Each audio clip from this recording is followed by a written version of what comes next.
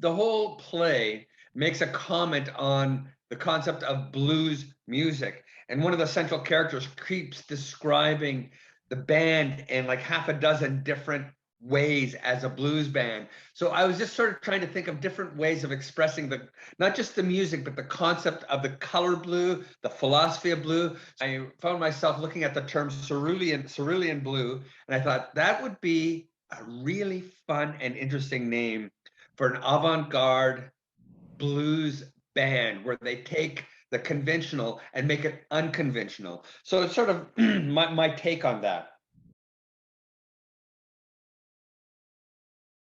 Oh, we're going back to the ancient Greeks now, aren't we? Which we talk a lot about here on the reserve. I don't know. I really can't say. I mean, the Greeks used to say it's the same side of the coin. On one side you have tragedy, on the other side you have comedy. And there's that famous saying, tragedy plus time equals comedy. And I don't have any set pattern on how I approach it. A lot of humor is organic, you cannot fake being funny. We all know people who try to be funny and fail miserably.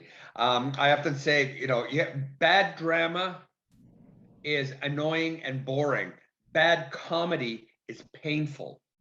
So when I sit down to write something, I always try and make sure the humor is organic to the situation and the character.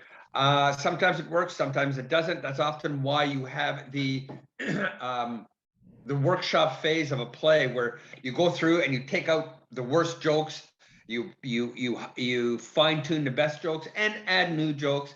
And the best the best comedy offsets the drama, where you can laugh in one scene and cry in the other scene. I don't have a set formula for that. I don't think you can really teach that.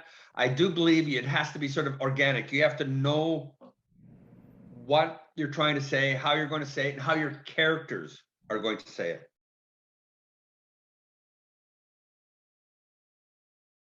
I don't actually have many or any hobbies per se. Because I'm a storyteller through and through, I love going to movies.